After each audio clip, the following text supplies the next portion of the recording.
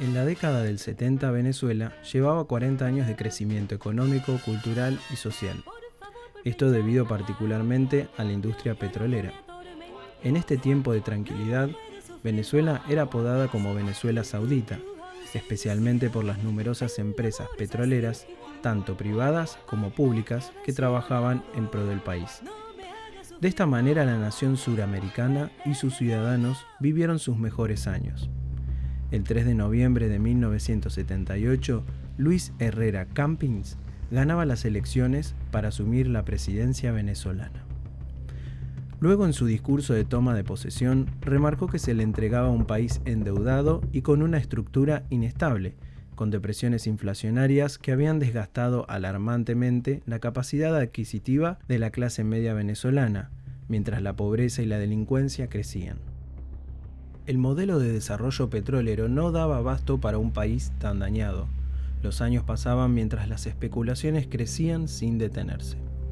La corrupción y los problemas económicos del país mantenían en un continuo descontento al pueblo venezolano.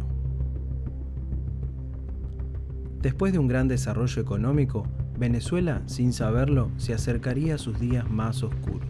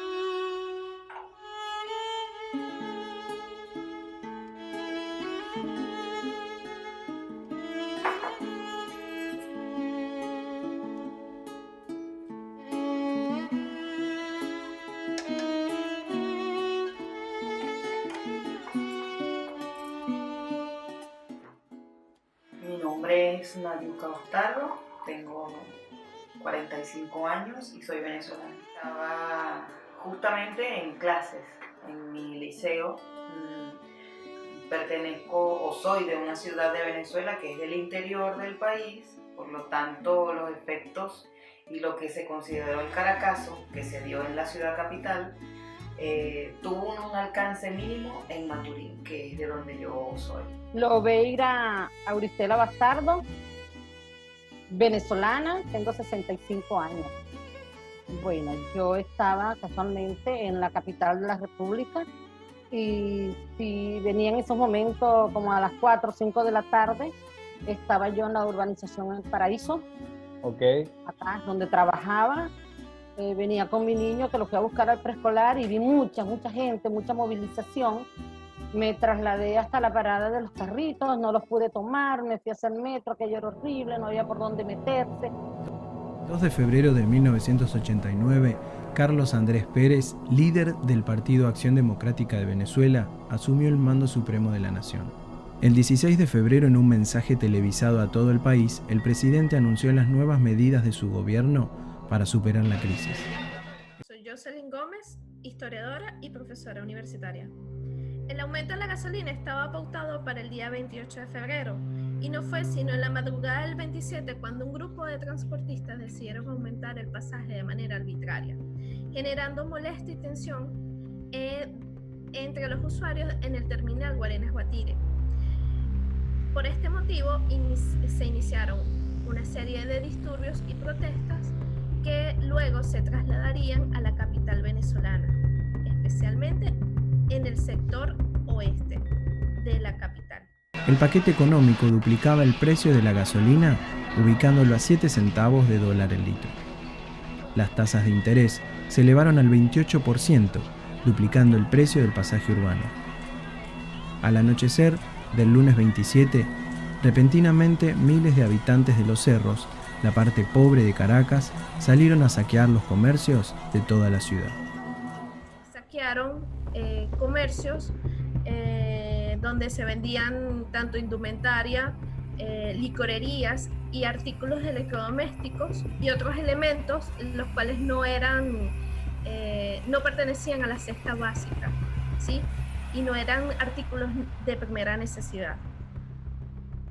Atravesé la avenida Universidad, donde había mucha gente en la calle, vi el deterioro total de centros comerciales, de negocio. En este caso, ahí no se respetó, que en este caso que si hubiese sido por hambre específicamente, no, ahí se tomó todo, gente con nevera.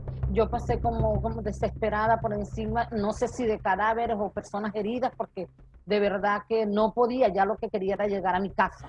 Las noticias empezaron a salir en la televisión, nosotros no teníamos cómo saber porque estábamos en el aula de clase, pero empezaron a haber conatos de saqueo en el centro de la ciudad y el liceo quedaba relativamente cerca de él. Y bueno, nos dieron la orden de todos los profesores que estaban en aula que sacaran a los alumnos y que buscáramos la forma de irnos a nuestras casas porque había una situación en el país, específicamente en Caracas, y bueno, que todas las ciudades, el país iba a decretar como un alerta o un toque de queda para que todos estuvieran en sus casas. Luego de eso llegué a la estación, específicamente a la estación Capitolio, ¿verdad? En el pleno centro de Caracas. Tratando de salir, no quise tomar las escaleras eléctricas, gracias a Dios, pero en ese momento hubo como una falla de luz y las escaleras eléctricas, yo iba subiendo por las normales y las escaleras eléctricas se detuvieron y mucha gente echó hacia atrás. Yo, bueno, el instinto de ver, tomé mi hijo y la gente corría y yo como pude me arrimé hacia un rincón, protegiendo en este caso a mi niño de 5 años y no seguí adelante, sino que bajé. La manera de frenar esta situación el gobierno decidió actuar y reprimir a través del ejército y los militares, ¿sí? Para disipar los saqueos y disturbios que ocurrieron en estas zonas populares en los días 27 y 28 de febrero.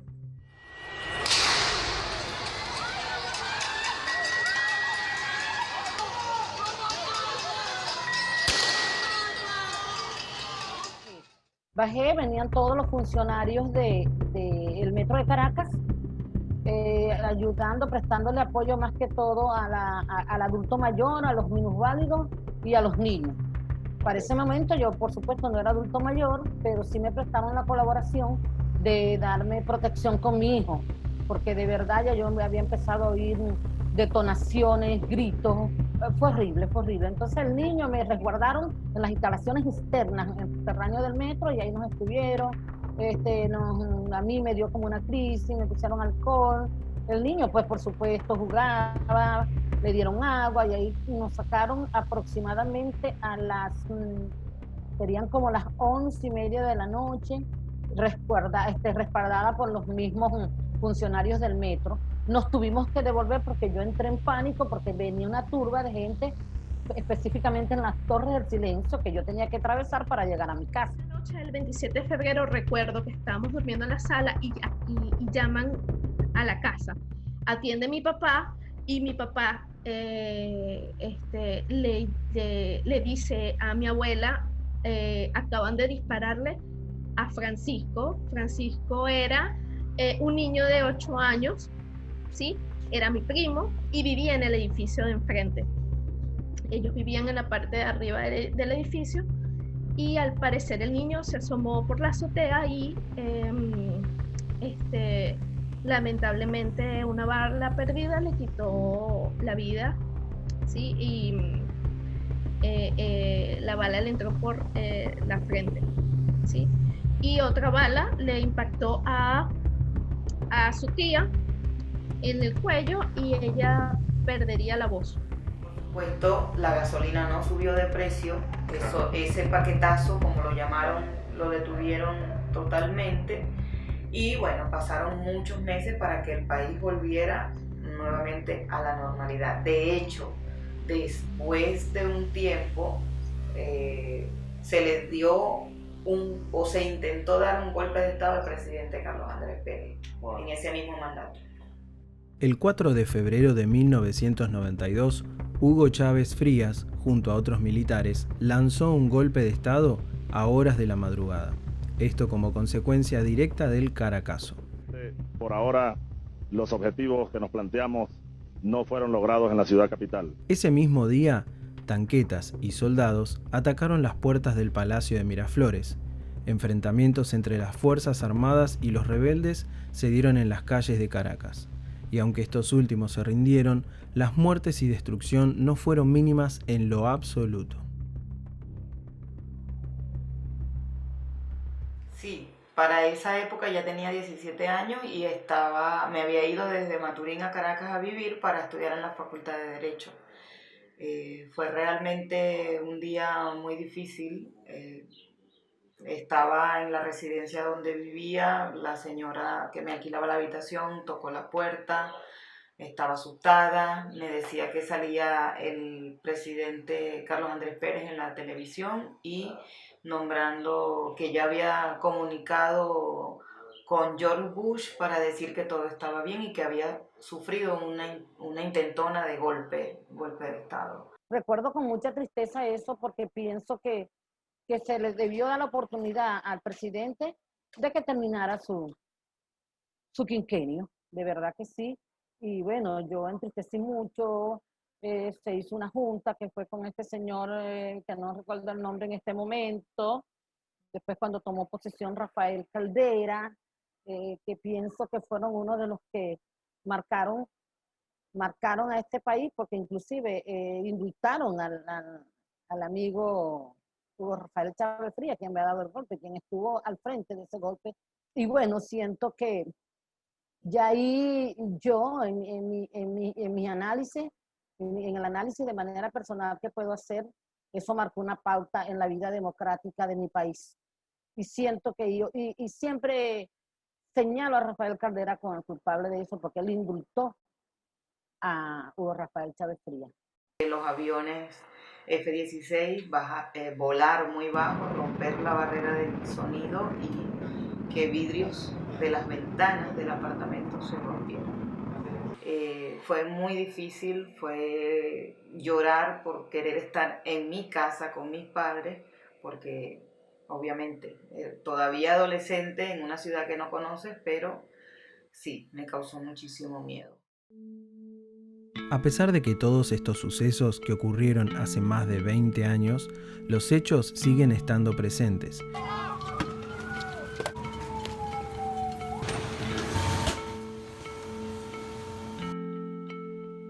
En la actualidad, Venezuela vive la peor crisis de toda su historia.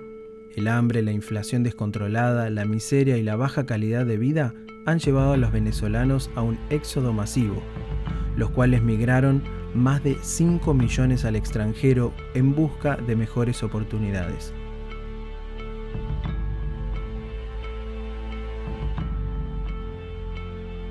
Podemos afirmar que el Caracazo dejó una herida que hasta el día de hoy sigue estando abierta.